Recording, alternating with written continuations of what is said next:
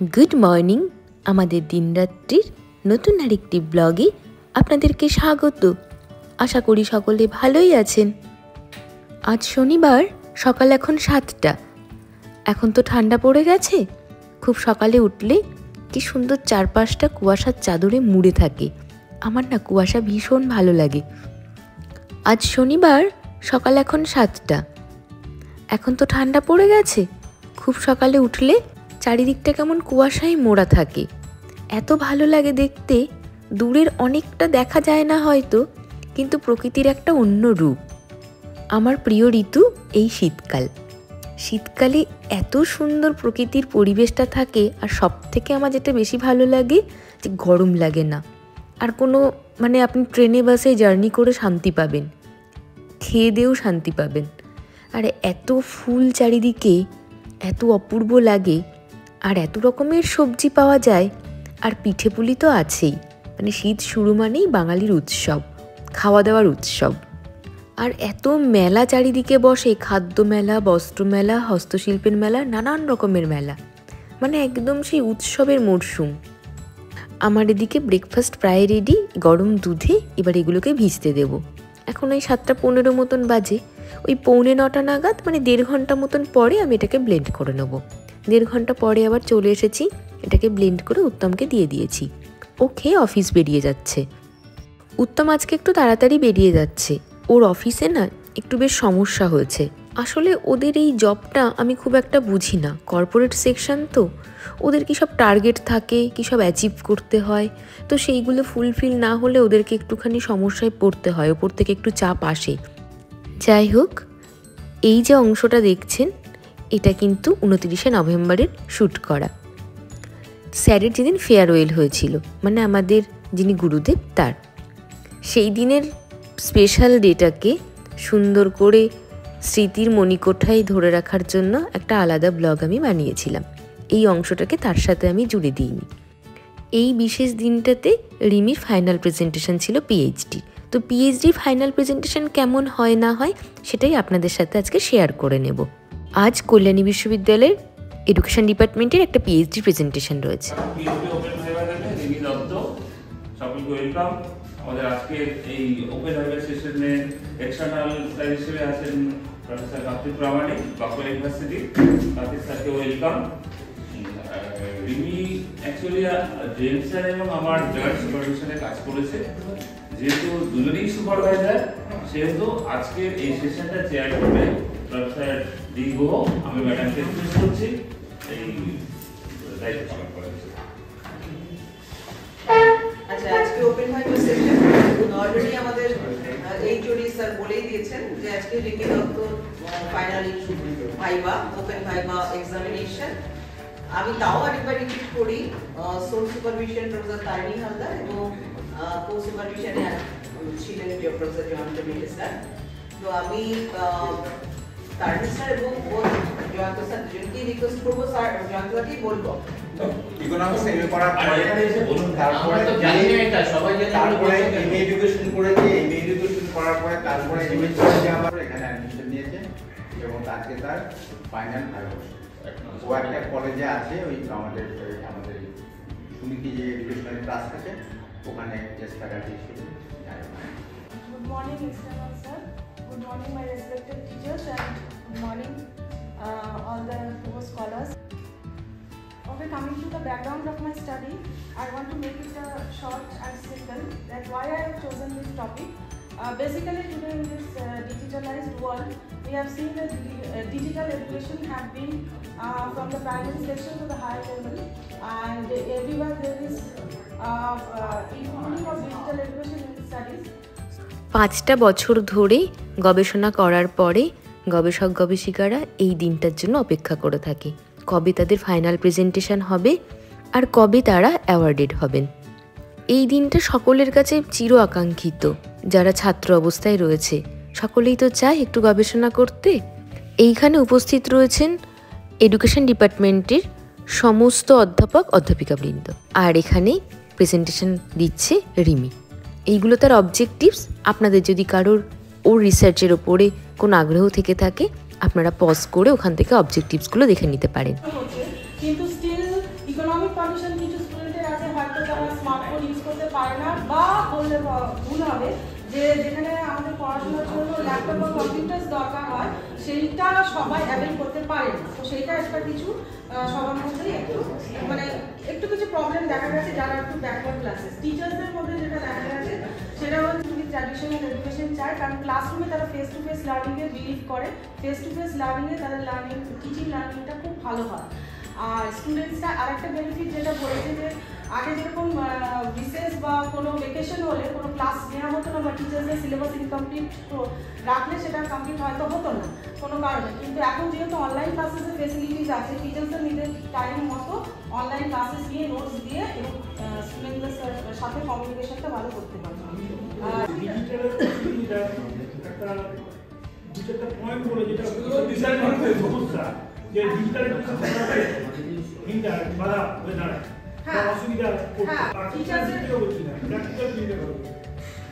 আচ্ছা, প্র্যাকটিক্যাল ফিল্ডে মানে এটা কি মানে টিচার স্টুডেন্টস না হবে না, সেটার জন্য মানে টেক্সট ক্যাপি হওয়া দরকার আছে। টেক্সট ক্যাপি না হলে ইন্টারনেট না থাকলে কি হবে? ইন্টারনেট নেই, আমরা যেটা ফিল করেছি ডিজিটাল এডুকেশনে সবাই জয়েন করছে, উল্টোদিকে ঘুমাচ্ছে। আজকের এই টেকনোলজির যুগে এডুকেশানে ডিজিটালাইজেশন তো ভীষণভাবে জরুরি। তারই সুবিধা অসুবিধা, ভালো মন্দ এবং হায়ার এডুকেশনে তার প্রভাব কতখানি কী সেই বিষয় নিয়ে কিন্তু রিমির কাজ। ওর প্রেজেন্টেশন অসাধারণ হয়েছে। এখন চলছে প্রশ্ন উত্তর পর্ব।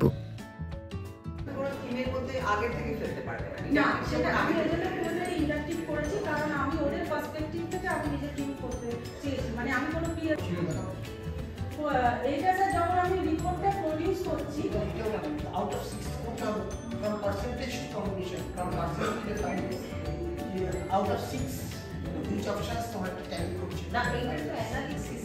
অ্যানালিসিস তো না, ওর তো মেথডোলজি এটা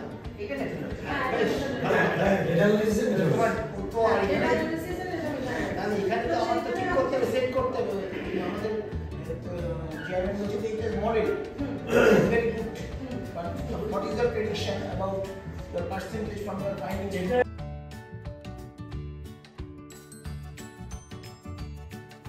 পার্সেন্টেজটা কি ধরনের স্ট্যাটিস্টিক্স? ডিসক্রিপটিভ। তাহলে হাউ টু বি ইনফারেন্সিয়াল সিদ্ধান্ত নেব কিভাবে শিখবে?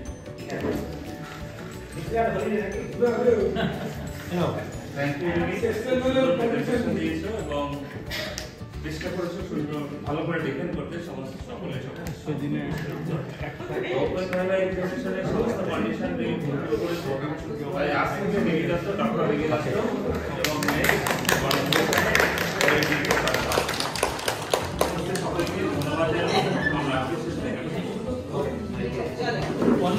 দীর্ঘ 5টি বছর ধরে বিভিন্ন ঘাত প্রতিঘাতের মধ্যে দিয়ে আজকের এই সফলতা প্রাপ্তি। রিম্মিকে আমার অনেক শুভেচ্ছা। স্যারের বিদায় বেলায় রিম্মির প্রেজেন্টেশন, ও ভীষণ লাকি। তার কারণ স্যারের তো আজকে ফেয়ারওয়েল, স্যার অবসর গ্রহণ করছেন আজকের দিনে। আর আজকের দিনে রিম্মি একমাত্র গবেষক যার কিন্তু ফাইনাল প্রেজেন্টেশন হলো। তো রিম্মি আজকে সকলের জন্য একটু খাওয়া দাওয়ার ব্যবস্থা করেছিল। তো ছিল আমাদের চিকেন কুলচা আর চিকেন ভর্তা। তো আমরা খেয়ে দিই, সেখান থেকে যথাসময়ে আমি ট্রেন নিয়ে নিয়েছি আর চলেও এসেছি বাড়ি। তবে আজকে পিএইচডির ফাইনাল প্রেজেন্টেশনের যে বাস্তব চিত্র তা আপনাদের সাথে শেয়ার করে আমি ভীষণ খুশি। আমার যারা ছাত্রছাত্রী রয়েছে বা যারা পিএইচডি করছো বা করছেন তাদের সকলের কিন্তু এই ভিডিওটা অনেকটাই সাহায্য করবে। যে অনেকের অনেক রকমের একটা চিন্তা থাকে, ভাবনা থাকে, টেনশান থাকে যে কি হবে না হবে, সেই জায়গাটা কিন্তু আজকে অনেকখানি দূর হয়ে যাবে।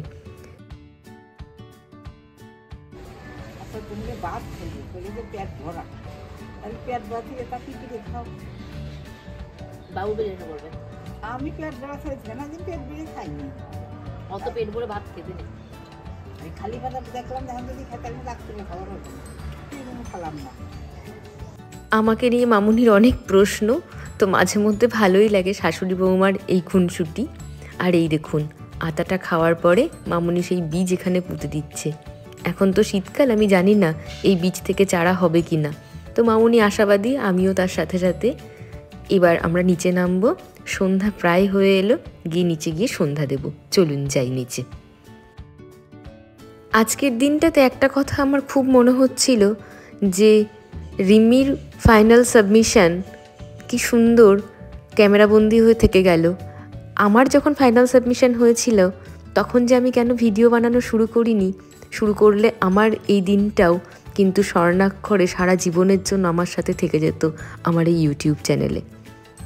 এই দিনটার জন্য কত প্রতীক্ষা, একটু একটু করে নিজের সন্তানকে জন্মদান, তারপরে তাকে লালন পালন করে বড় করে তোলা। থিসিস তো তাই বলুন, প্রথমে টাইটেল, তারপরে ধীরে ধীরে তার অবজেক্টিভস, তারপরে ধীরে ধীরে কাজ শুরু হয়, ডেটা সংগ্রহ করতে হয়, অ্যানালিসিস করতে হয়, ইন্টারপ্রেট করতে হয়, তারপরে আপনার প্রি সাবমিশন, তারপরে ফাইনাল সাবমিশন।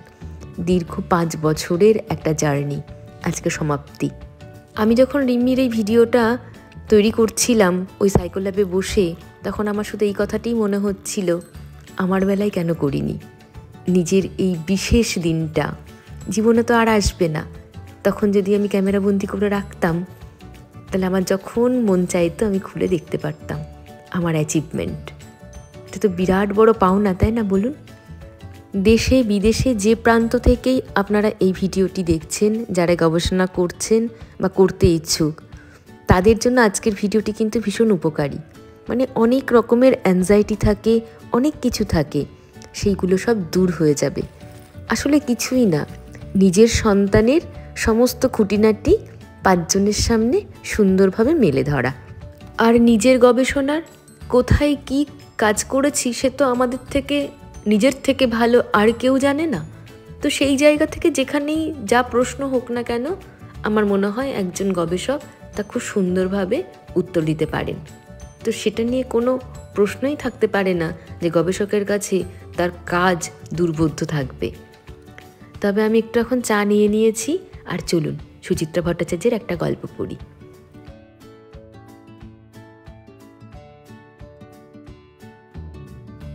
শীতের সন্ধ্যায় একটু কফি আর তার সাথে টা, কিন্তু আজকে আমি কফি নিইনি, চাই নিয়েছি।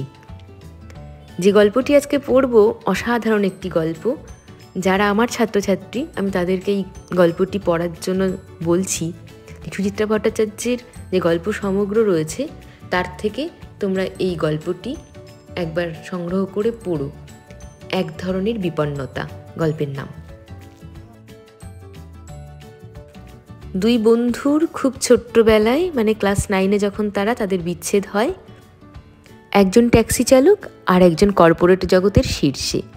দুজনের যখন একান্তে দেখা হয় তখন দেখা যায় দুজনের মানসিক অবস্থান একই জায়গাতে। কেউ সুখী নয়। একজন 3000 টাকায় তার সংসার চালিয়ে যে অবস্থায় রয়েছেন, আর একজন 3 লক্ষ টাকা ইনকাম করেও তার মানসিক শান্তি ওই একই অবস্থাতেই রয়েছে।